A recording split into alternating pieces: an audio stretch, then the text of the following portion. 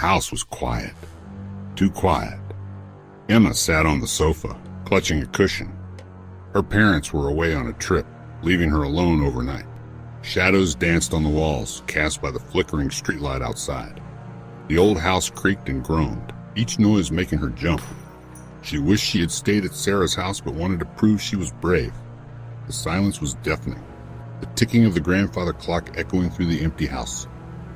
The wind howled outside, rattling the windows. Emma pulled the blanket tighter around her, feeling like something was watching her. Presence lurking just out of sight. She glanced nervously at the darkened hallway, every shadow seeming to shift and move. Her heart pounded in her chest. Emma jumped at the sudden creak of the floorboards upstairs.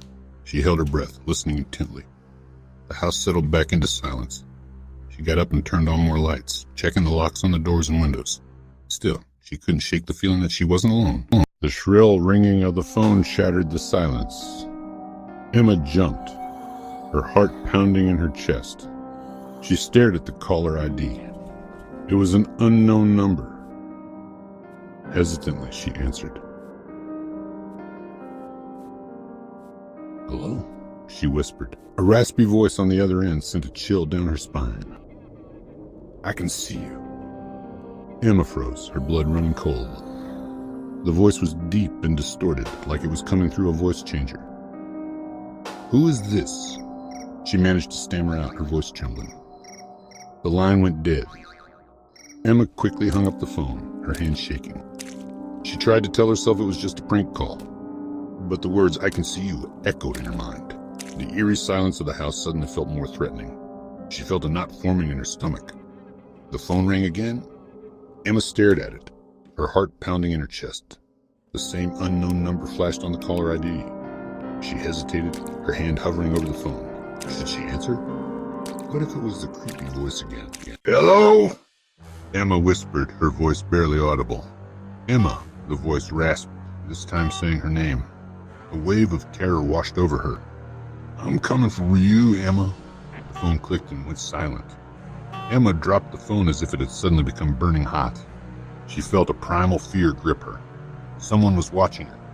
Someone knew her name. She frantically looked around the room, searching for any sign of an intruder. Her eyes darted to the windows, the doors, every dark corner. The silence of the house now felt like a predator stalking its prey. Her gaze fell on the back door. It was slightly ajar. Cold dread washed over her. She distinctly remembered locking it. She had to get out of the house. She needed help.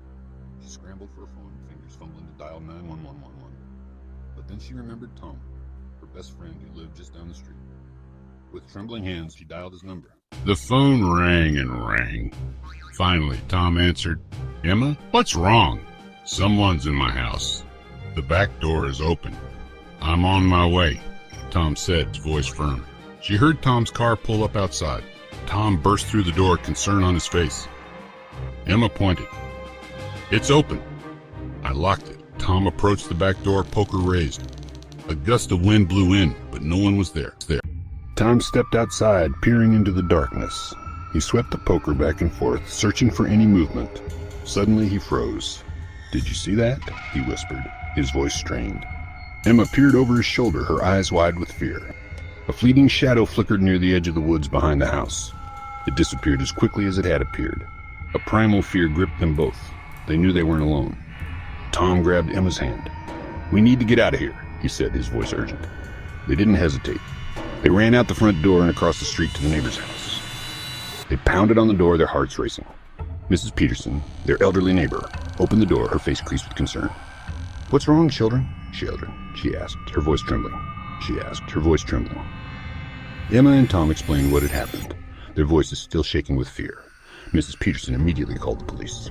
The police arrived quickly, sirens wailing. They searched the house and the surrounding area, but found no sign of an intruder. The back door was still ajar, a chilling reminder of the night's events. The police took statements from Emma and Tom, but they had no leads. Despite the police presence, fear lingered. Emma couldn't shake the shadow in the woods. The calls continued, threats whispered. Traced to a burner phone, untraceable. Every creak sent shivers down her spine. The unanswered questions haunted her.